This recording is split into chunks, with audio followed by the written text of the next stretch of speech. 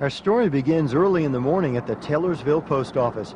It's about time for Wade Fox to start delivery along City Route number 1. And just like most every workday morning for a year, Wade has a helper waiting to go along 22 miles of his route. Her name is Sheba, a German Shepherd dog. Now, it's not all that unusual for a dog to follow a postman, but we've never heard of one that has been going so far for so long. And she's not Wade's dog, but belongs to a family clear across town. It seems that one morning she just started tagging along, and soon she was waiting behind the post office every day when Wade came to work. I didn't encourage her and I didn't discourage her, but I talked to her. I just called her girl. I didn't know her name for a long time. And I say, "Here, girl." And I just snap my fingers. She'd run up, lick my fingers when I do that. Wade walks the first 4.5 miles as the route winds through Taylorsville's business district. Everybody here knows that when they see Wade, Sheba can't be far behind.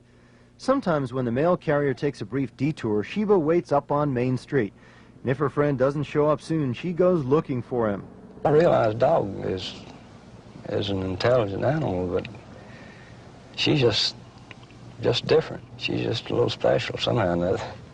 In the residential areas, Sheba will stray a bit to chase a squirrel or two, but she always keeps one eye on her favorite friend.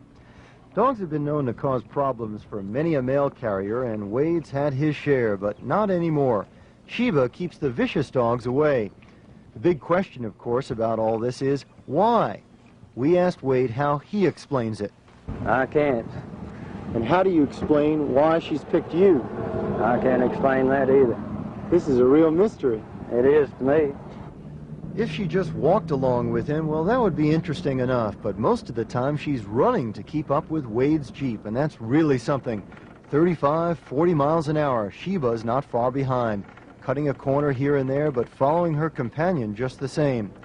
Wade enjoys the company. It makes the day go faster, but it also makes him worry. There's real danger that she will get hit by an automobile, and she doesn't seem to want to get out of the way of an automobile. She'll stand right in the middle of the street if she's waiting for me. Just stand there, and cars will have to slow down and blow at her. She doesn't seem to pay them any attention. There have been some close calls, even with Wade's Jeep, but fortunately, so far, no accidents.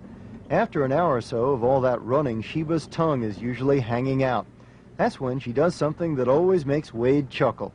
Laying down in the water is one thing I get the biggest kick out of. She gets hot, and she lays down in the water to cool off, and while she's laying there, she'll get her a drink. In a flash, she's up and running again, mindless of all the cars and the other dogs that would get in her way, only thinking about her friend in that Jeep and wanting to be close to him.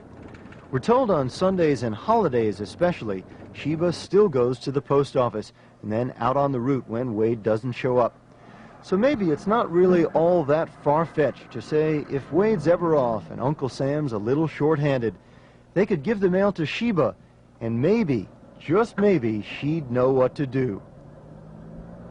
Andrew Shore with the Carolina Camera in Taylorsville.